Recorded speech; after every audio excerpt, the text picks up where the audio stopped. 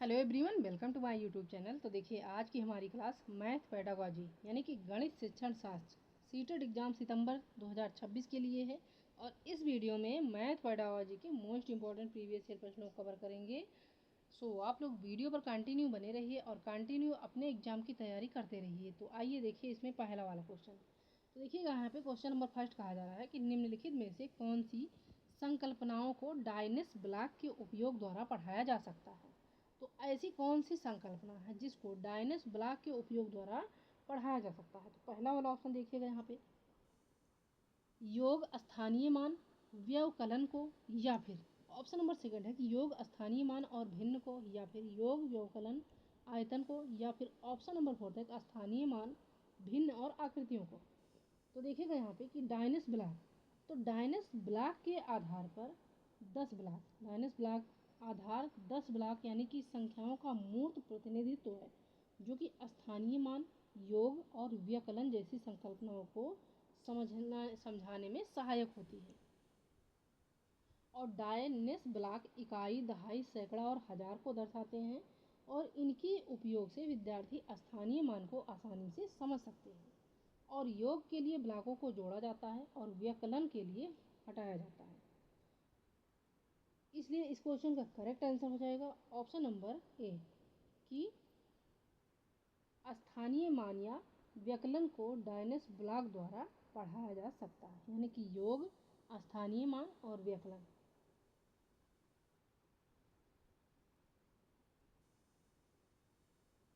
अब आइए देखिएगा अगला वाला क्वेश्चन। तो इस क्वेश्चन में कहा जा रहा है कि राजलक्ष्मी कंचों का खेल खेल रही है, कि राजलक्ष्मी कंचों का खेल खेल रही थी। वह खेल में 6 कंचे हार जाती है और अब उसके पास 8 कंचे बचे हैं। उसने कितने कंचों के साथ खेल शुरू किया था। उपर्युक्त परिस्थिति देखिएगा यहाँ पे, यानी कि ऑप्शन देखिए। तो पहला है कि योग पर एक संदर्भात्मक प्रश्न है ये, या फिर व्यकलन पर एक संदर्भात्मक प्रश्न है, या फिर ऑप्शन नंबर थर्ड है कि भाग पर एक संदर्भात्मक प्रश्न है, या ऑप्शन नंबर फोर्थ है कि संदर्भात्मक प्रश्न नहीं है। तो देखिए कि यह एक संदर्भात्मक प्रश्न हुआ होता है जिसमें बच्चे अपने दैनिक जीवन के अनुभवों से जोड़कर गणितीय संक्रिया का प्रयोग करते हैं। और यहाँ बच्चे को कंचों के खेल से जुड़ी एक स्थिति दी गई है जिसमें योग यानी जोड़ का उपयोग किया जाता है। जैसे कि राजलक्ष्मी ने खेल में 6 कंचे खो दिए, अब उसके पास 8 कंचे बचे हैं। शुरुआत में कुल कंचे ज्ञात करने के लिए हारे हुए और बचे हुए कंचों को जोड़ना होगा। अतः जब हम 6 धन 8 करेंगे तो ये होगा 14। और यह बच्चा संदर्भ यानी कंचे खोना और बचाना को समझता है और फिर योग संक्रिया करता है। और यह योग पर आधारित संदर्भात्मक प्रश्न है, न कि व्यवकलन या भाग पर। इसलिए इस क्वेश्चन का राइट आंसर हो जाएगा ऑप्शन नंबर ए कि योग पर एक संदर्भात्मक प्रश्न।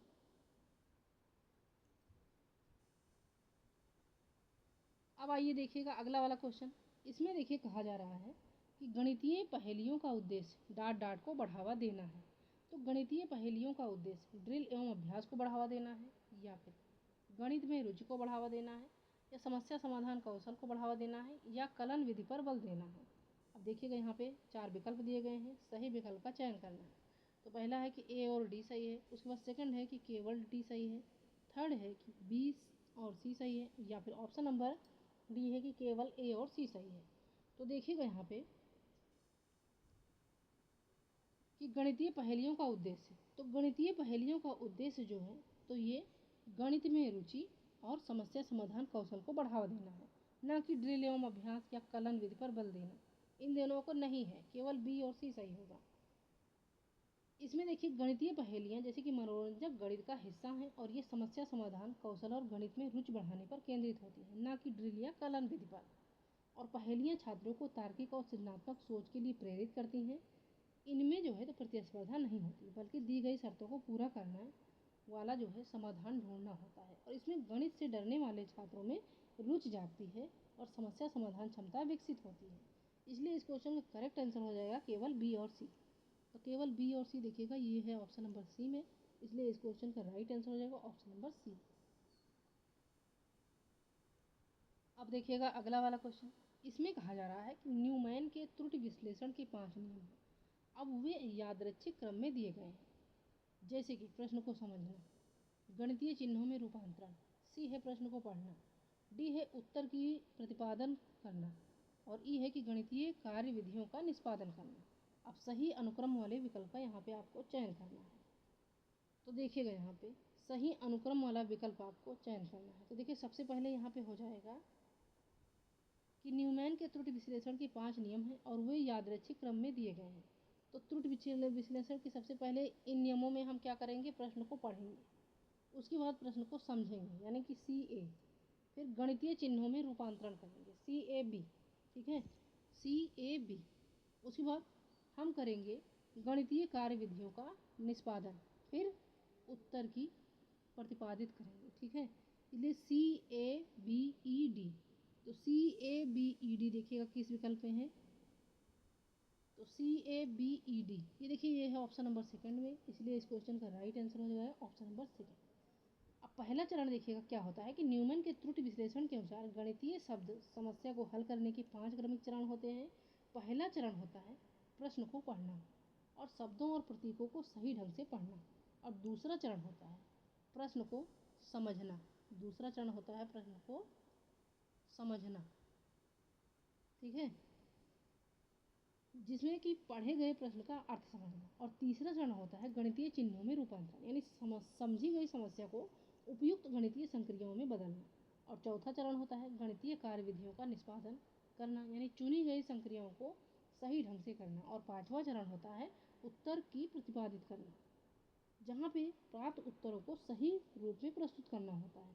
अतः सही क्रम आपका क्या होगा, सी ए बी ई डी, यानी कि ऑप्शन नंबर बी जो है इस क्वेश्चन का करेक्ट आंसर हो जाएगा। अब आइए देखिएगा अगला वाला क्वेश्चन। इस क्वेश्चन में कहा जा रहा है कि निम्नलिखित में से कौन सा अंत मुक्त यानी मुक्त सिरे वाले प्रश्न का उदाहरण है। तो अंत मुक्त यानी कि अंत मुक्त सिरे वाले प्रश्न का उदाहरण क्या है। 136 और 142 के बीच 5 पूर्ण संख्याओं को सूचीबद्ध कीजिए। ये है, या दो संख्याओं का योग 35 है, यदि संख्याओं में से एक संख्या 16 है तो दूसरी संख्या क्या होगी। या फिर ऑप्शन नंबर थर्ड देखिएगा यहाँ पे कि एक आयत की लंबाई एवं चौड़ाई 3:5 है और अनुपात में आयत का परिमाप 65 सेंटीमीटर है, तो उसकी लंबाई और चौड़ाई को ज्ञात कीजिए। या फिर उन 4 संख्याओं को सूचीबद्ध कीजिए जो कि 7 दहाइयों एवं 8 इकाइयों द्वारा निर्मित संख्या से बड़ी हैं। तो अंत मुक्त वाले यानी कि मुक्त सिरे वाले प्रश्न वे होते हैं जिनकी की देखिएगा यहाँ पे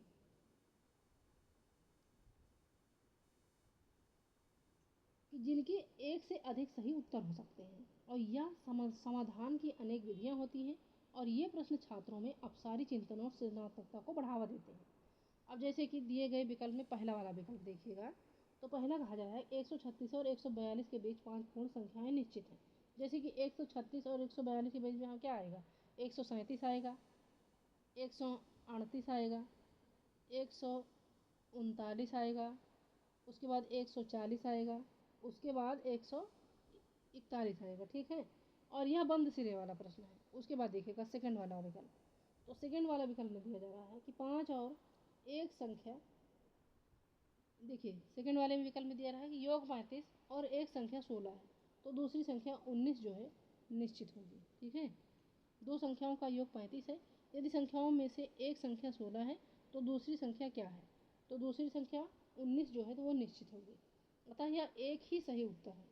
उसके बाद सी देखिएगा यहाँ पे, तो सी कहा जा रहा है कि एक आयत की लंबाई एवं चौड़ाई 3:5 के अनुपात में है, तो आयत का परिमाप 65 सेंटीमीटर है, तो उनकी लंबाई और चौड़ाई ज्ञात कीजिए।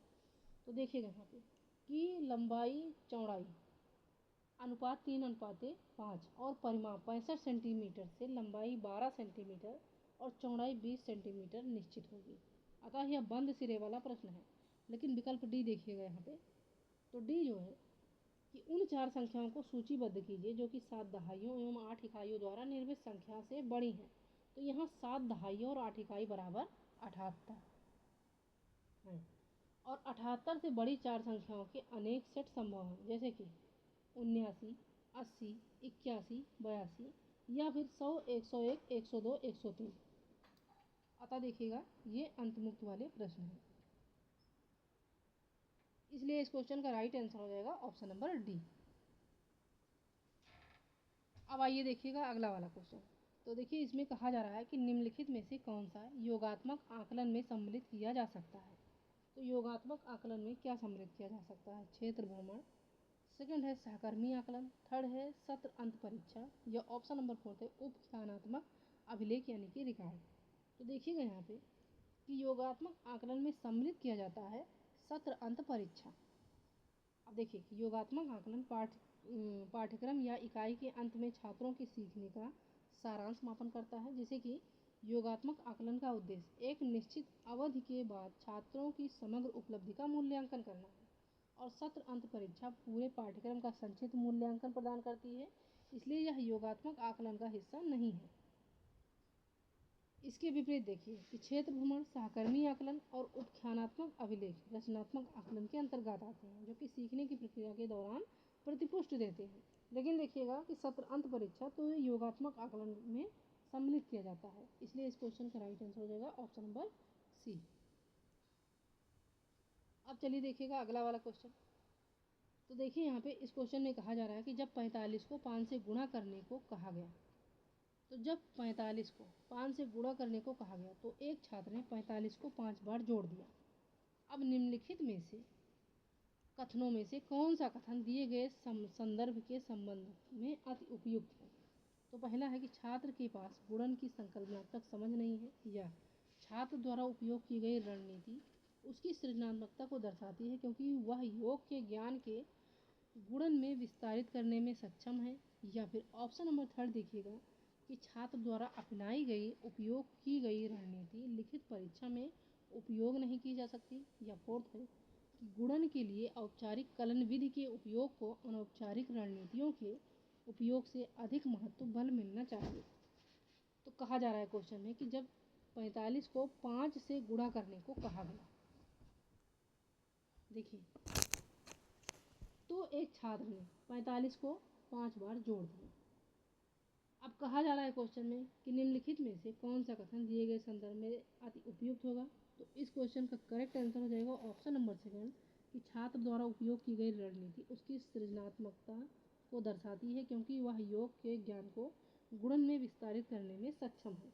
अब जैसे कि जब 45 को 5 बार गुणा करने को कहा गया तो छात्र ने 45 को 5 बार जोड़ दिया। जैसे कि 45 45 45 धन 45 धन 45, अब ये आ गया बराबर 225, जो कि 45 गुणे 5 बराबर 225 के समान ही है। और यह रणनीति बताती है कि छात्र ने योग के ज्ञान का उपयोग करके गुणन की अवधारणा तक पहुंचने का प्रयास किया, और गणित में अक्सर नई अवधारणाओं को पहले से ज्ञात अवधारणाओं से जोड़कर सीखा जाता है, और यहाँ छात्र ने अपने योग कौशल को गुणन में विस्तारित किया, जो कि सृजनात्मकता और समझ को दर्शाता है। अतः यह रणनीति सही है और इसे लिखित परीक्षा में भी उपयोग किया जा सकता है, इसलिए इस क्वेश्चन का करेक्ट आंसर हो जाएगा ऑप्शन नंबर बी।